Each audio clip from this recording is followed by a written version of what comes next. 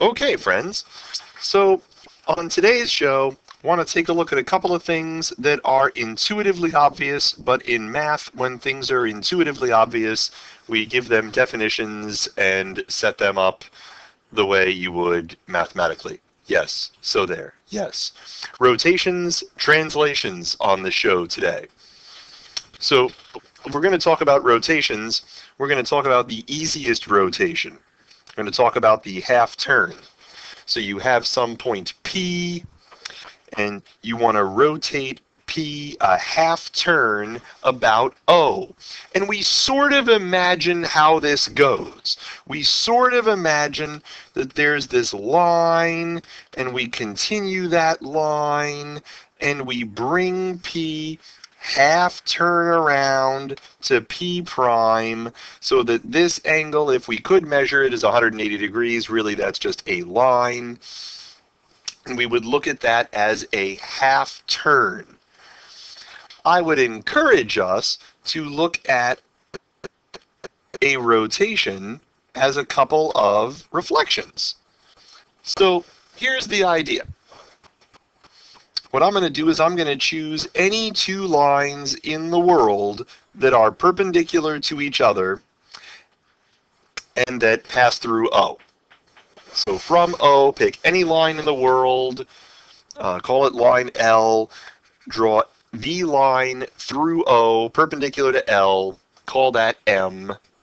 And what I want to do is I want to reflect P in line L, and then I want to take that image and reflect that image over line M.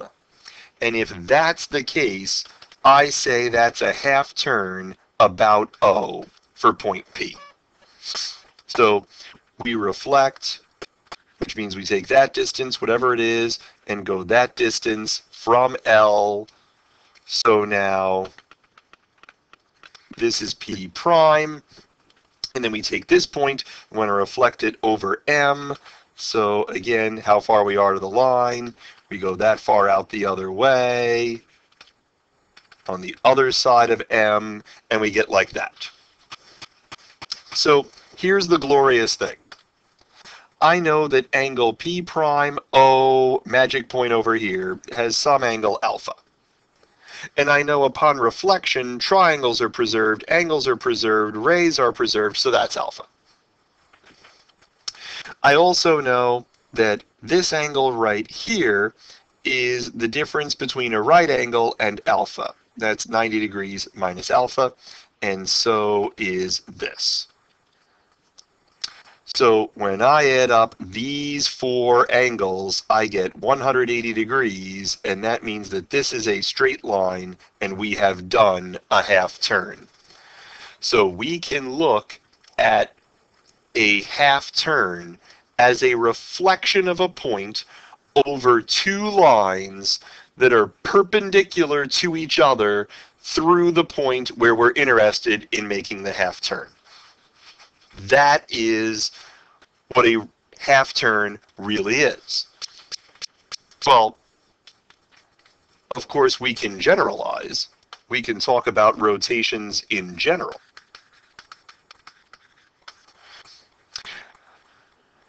Now, when we talk about a rotation, we're going to talk about a rotation by some angle AOB, and we're going to do that to point P. So what does that mean? That means I have some angle AOB, and I have some point P, and P's maybe hanging out over here.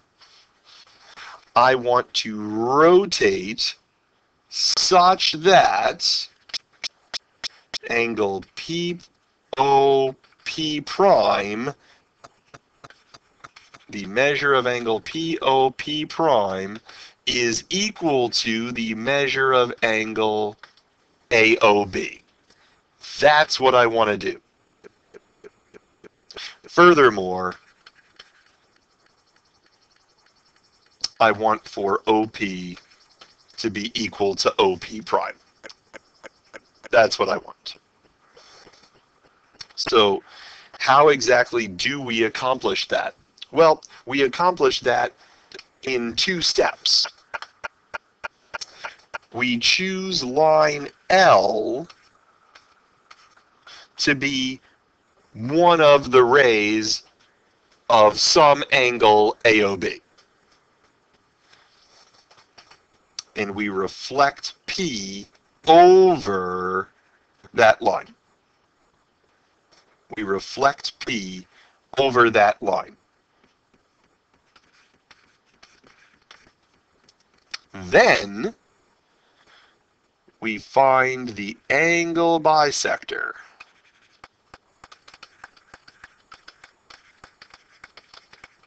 of angle AOB. We find the angle bisector, and we reflect that point over the angle bisector, and we end up at P prime. This composition is the rotation by angle AOB of point P. Venema gives a fantastically long proof of it. I would encourage you to look at it, but that is the basics.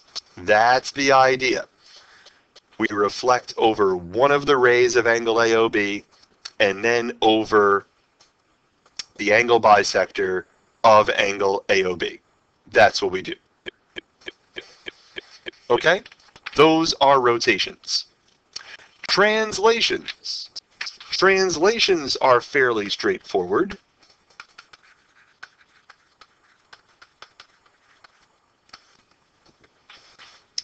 When we translate by some vector. Some vector AB.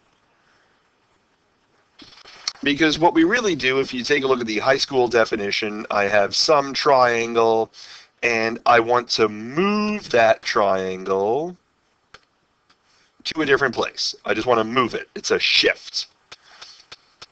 Well, that shift can be quantified if I know this vector, the vector from A to B.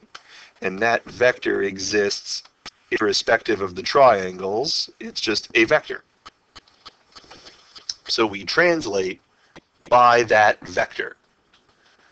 Well, that's kind of hard to put in terms that we can understand mathematically, because really the only thing we know about is reflections. So here's the curious thing. If I want to translate by vector AB, I choose 2 lines that are perpendicular to AB. I choose 2 lines that are perpendicular to A and to the vector AB, to the ray AB. And I situate those lines so that the distance between those lines, the distance between those lines is half the distance from A to B. And if I can position those lines in such a way that their distance from each other is half the distance from A to B, then call them L and M, then to translate point P by vector AB is the same as a composition of reflections. Now that is just sick. That is just flat out sick. 2 reflections equals a translation. You ought to try it out. You ought to say, okay, I want to move this triangle. Just draw a triangle on your paper. Say I want to move this triangle by 3 inches. 4 inches because it's easier. 4 inches in a particular direction. Pick a couple of lines perpendicular to the direction you want. Put them 2 inches apart. Anywhere 2 inches apart. and you will get the translation that you're looking for. You will get it. It will astound you. You will get it. If it helps you, think in terms of coordinate geometry. Draw a triangle on a piece of graph paper. Say, I want to move it 4 units to the right. Pick a couple of vertical lines that are 2 units apart. Do a composition of reflections, and you get where you want to get. Now, that is bizarre. Just bizarre. Okay. One other quickie thing.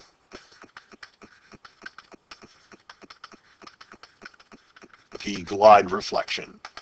The glide reflection is a composition of a reflection and a translation in the direction of the reflection line. So if you want to think about it like this, I have some figure, I reflect it over the line, and then I translate up by some vector. A, B, C, A prime, B prime, C prime. That's a glide reflection. Well, if a reflection is 1 reflection and a translation is 2 reflections, then a glide reflection is 3 reflections where 2 of the lines are parallel. And that is a very interesting idea to think about. I would encourage you to do so. When you get to class, we get to classify every single Euclidean motion, every rigid motion, as a reflection or a composition of 2 reflections or a composition of 3 reflections. That becomes our goal. Okay, enough for now. I'll see you next time.